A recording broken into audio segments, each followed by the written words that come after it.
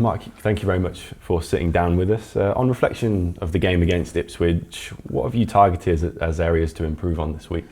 No, I think I said after the match, and when you watch the video, I don't think anything's changed. I don't think we did the basics well enough.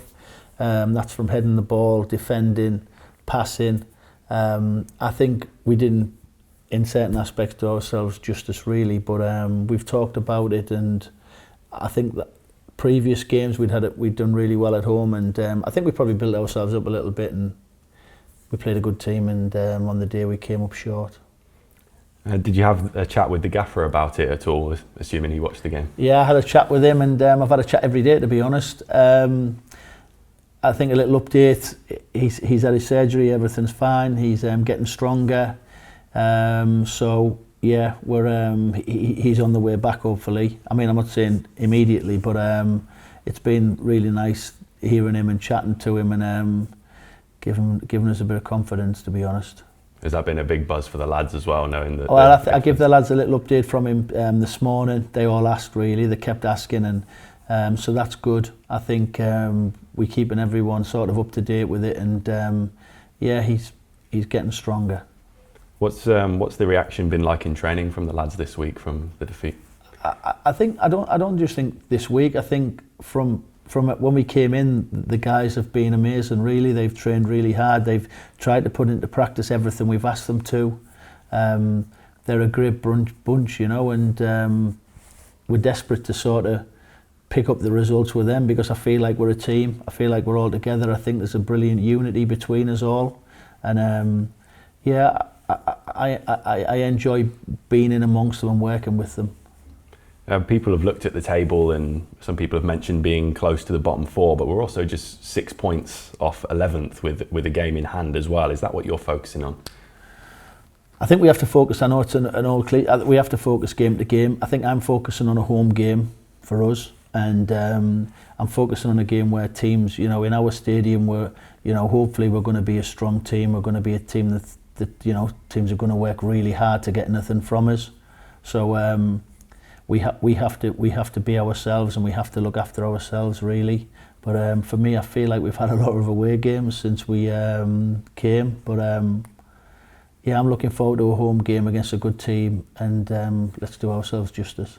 Like you mentioned there, it's also a chance to get 3 consecutive wins at St Andrews at Knighthead Park. How big would that be, and to also make it a bit of a fortress? It'd be massive. You know, it would be a brilliant marker to get 3 on the trot. I don't think it's happened this season, and it would be wonderful for us all contributing to play our part and getting the wins.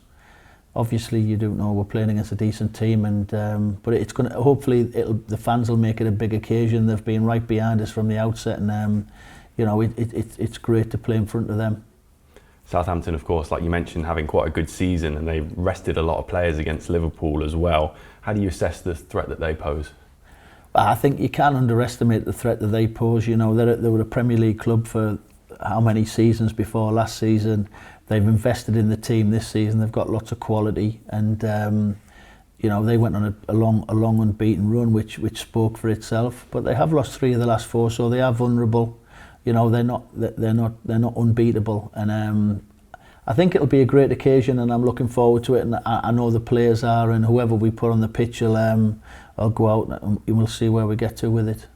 Under Russell Martin as well, they've played with more of the ball than anyone in the Championship by some margin. Will you have to adjust to that yourselves, but remain a threat as well? Yeah, listen, I think with the players they've got and the quality they've got, you know, you have to understand that they're going to have the ball, have more of the ball probably than other teams. But we'll, it'll give, you know, we can hopefully break it up, and we can give them a lot of problems when we get it. Our teams generally work a lot with the ball, and we're going to try to make it really hard for them when we have it. The game kicks off quite a busy period of playing Saturday, Tuesday. Is this when the depth of the squad will have to show?